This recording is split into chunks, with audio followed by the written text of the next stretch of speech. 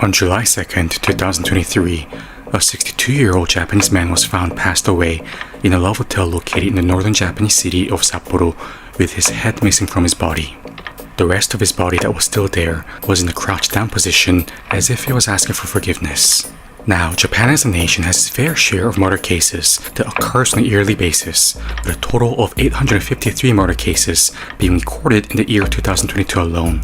But this specific crime case that has recently happened in the city of Sapporo is currently sweeping the Japanese media right now, with everyone in Japan being fixated upon being updated with any new detail that may be further revealed to the police investigation, which is still currently ongoing. So what are the exact elements about this specific crime case that is igniting such strong emotions from the Japanese people, and to be honest, myself as well, when I first read and researched into the details of the case? And what kind of precautionary tale can this crime case provide to anyone who's watching this video right now when it comes to visiting or living in Japan in the near future?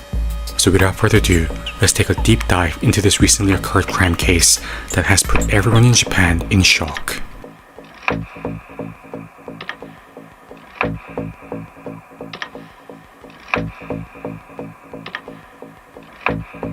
A 29-year-old Japanese woman by the name of Luna Tamura lived in the city of Sapporo, located in Japan's northern island of Hokkaido, with her father Osamu Tamura and her mother Hiroko Tamura.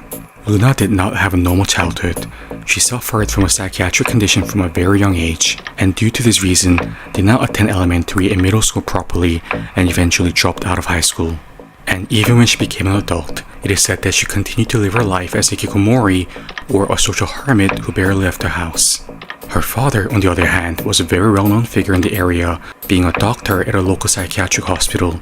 It is said that he had an impeccable reputation prior to committing the deed with his daughter, with the neighbors and acquaintances having nothing but positive things to say about him, of how he was genuinely a good-hearted doctor who always put the patients first, and always helped out the weaker members of society through leading and participating in various community work.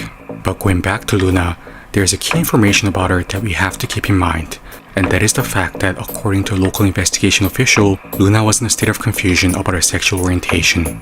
To be more specific, she only liked women. Her grandfather came out and corroborated this fact as he told a media outlet about how Luna never really liked men throughout her entire life, and that he has never seen her talk or open her heart to men other than the members of her very own family.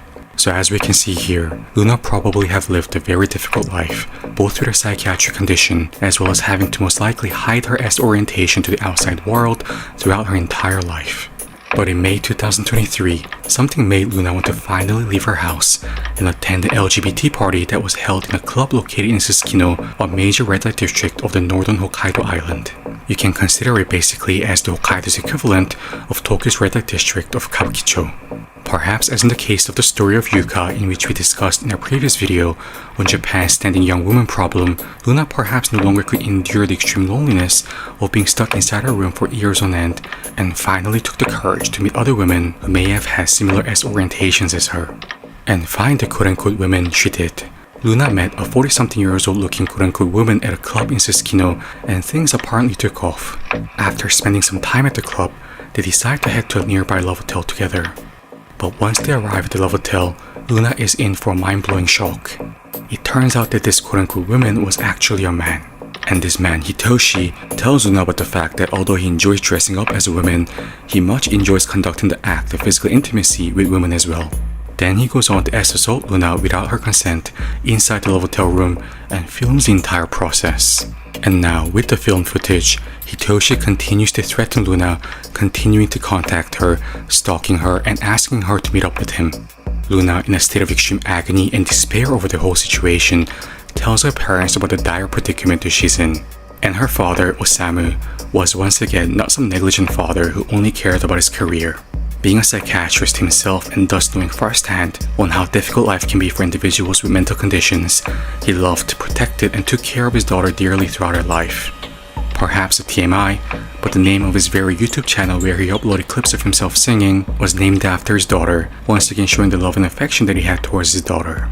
So Luna's father is determined to take care of the situation. He gets in touch with the stalker Hitoshi and warns him to never approach and contact his daughter ever again. And Hitoshi initially obliges, allowing Luna and her father to think that this torturous situation has now all been finally handled. However, soon after, Hitoshi breaks his promise and continues to contact Luna. Investigative officials have stated that Hitoshi was even bold enough to once break into the Luna family's house, which subsequently put her father in an extreme state of rage and worry over the safety of his daughter. According to the words of his neighbors, from some point in time, Luna's father began to camp more and more frequently outside their house, eating his meals that were bought from the convenience store, such as bento and cup noodles, while being on the watch of anybody who was walking by their house. This very much showed the state of anxiety and paranoia in which Luna's father was in, and his determination to protect his daughter. And with Luna being predisposed to psychiatric impairments, which has already tormented her throughout her entire life, even prior to all this happening, we can only imagine the kind of mental state in which she was in at this particular point in time. So the family put their heads together and contemplated on how they can end this situation once and for all. Now, which one of the three members of the family exactly came up with the idea of taking the matter into their own hands and making Hitoshi quote-unquote unalive through their hands, we still do not know for sure.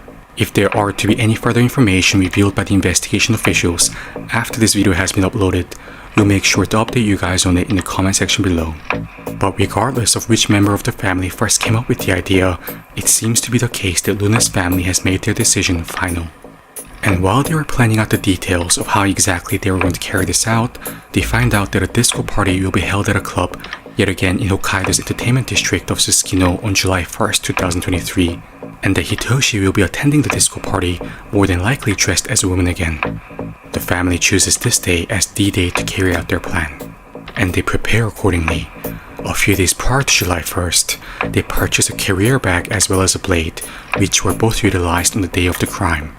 So on July 1st, Hitoshi does indeed appear at the disco party, once again dressed as a woman, having the audacity to wear a crop top this time. And probably much to Hitoshi's surprise, he also sees Luna at the disco party. And this time, Luna was not running away from him, but was now rather the one persuading him to head to a nearby hotel together. Hitoshi probably thought that after all the threatening, stalking, and contacting in which he has done to Luna, she finally gave in and now has, in some fatalistic way, opened her heart to him. So after the disco party ended at 10 PM, Hitoshi was last spotted on CCTV with Luna heading towards the hotel at around 10:35 PM. Then inside the hotel room, Luna conducted the murder and walked outside of the hotel room at around 2 in the morning, approximately 3 hours after she entered the hotel with Hitoshi. In the CCTV footage, Luna was seen dragging a large carrier bag in which she bought a few days earlier, and placed inside the bag was the head of Hitoshi. And around the same time, Luna's father, Osamu, walked outside from the northern exit side of the Love Hotel. He was the one that both dropped off Luna to the disco party and picked her up from the Love Hotel. And on July 24th, 2023, the Hokkaido Prefectural Police arrested both Luna and her father with charges of murder, with Luna's mother also being arrested shortly afterwards. The head of Hitoshi was later found in their house.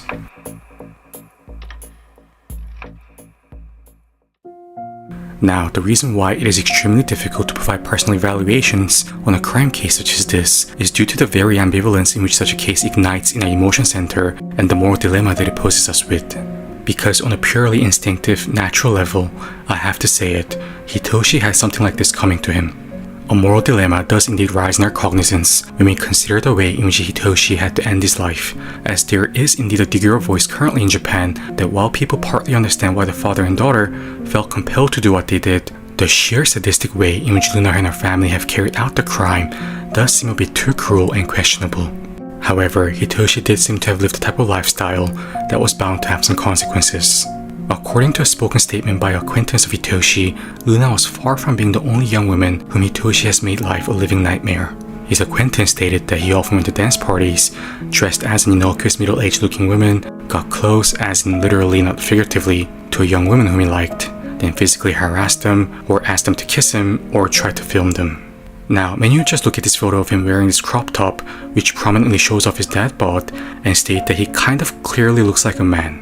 But we have to keep in mind that this disco party was an exception, as more often than not, he wore normal female clothing which was not so revealing and did not so conspicuously reveal his dad bod. And according to many people who knew Hitoshi, they all claimed that they were appalled when they first heard that he was 62 years old, and said that he did do a very, very good job at cross-dressing and legitimately looked like a middle-aged woman. And as in the case of Luna, it has been reported that many women who shared contacts with him often had a torturous time, as he incessantly asked them for a date or asked them to meet up with him. This in fact actually got so bad to the point that he was banned from one of the clubs at the Susukino Entertainment District. So for him to continue to roam around the Japanese northern island of Hokkaido, making life more than difficult for many of the young women in the area, committing direct crimes onto them and think that he would just be able to continue on with his lifestyle without any consequences, he was more than arrogant and foolish to say the least. And if I was the father of Luna myself and I found out that my one and only daughter, who has been suffering from a mental condition throughout her entire life, has been tricked and assaulted by a predatory man disguised as a woman, then was continued to be stalked and harassed by the very same guy, I honestly have to say that I would have been very much enraged as well.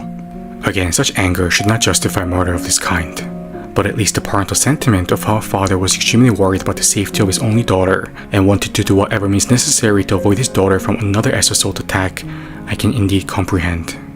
A majority of the people in Japan currently seems to possess similar opinions.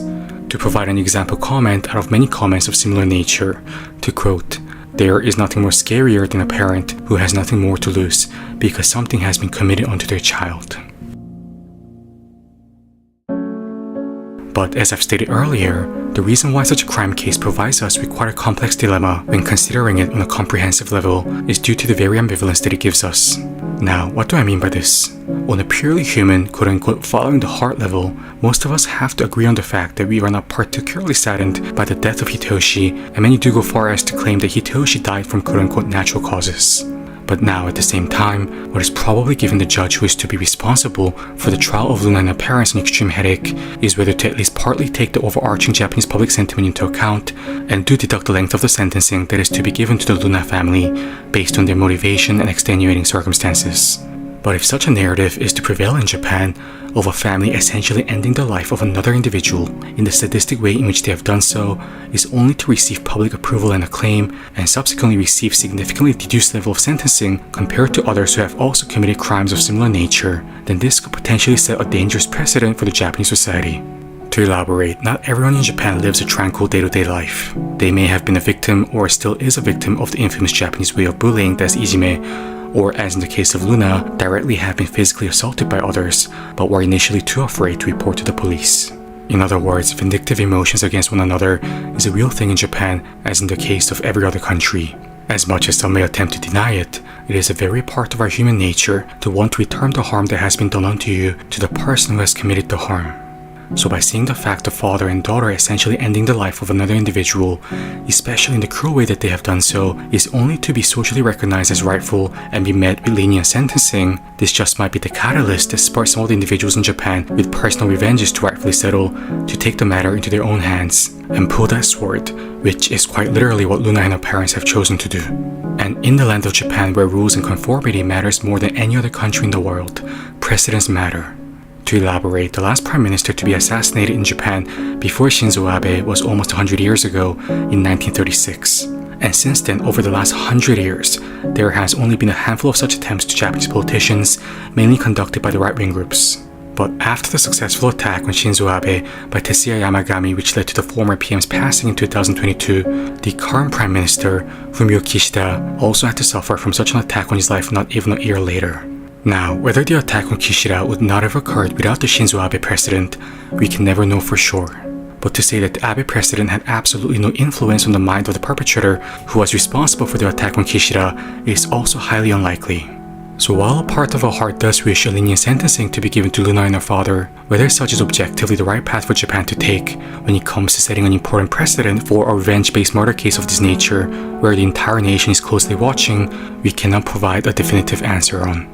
And for all of the audience on our channel who's watching this video right now and are planning to visit Japan in the near future or are already living in Japan as of current, please do be careful, especially when visiting certain spots of the country, such as the establishments located in the red light districts of the nation, as in the case of Kabukicho district of Tokyo or the Susukino district of Hokkaido. We all know the story. I dropped the wallet in Japan and the Japanese person chased me and handed it back to me, etc. And while it is definitely true that the majority of people in Japan are nice, that is not to say that you should let your guard down completely whenever you're going around the country. As you have seen from this video, seemingly innocuous looking people such as Hitoshi may initially approach you with a smile, all for you to find out soon that they are cross-dressed predators who are determined to make your life a living hell, as in the case of what happened to Luna. So with that said everyone, please stay safe, and we'll let you know later as a pinned comment of this video if there are to be any updates on the shocking case. Thanks for tuning in, and we'll see you on the next episode of Age Analysis.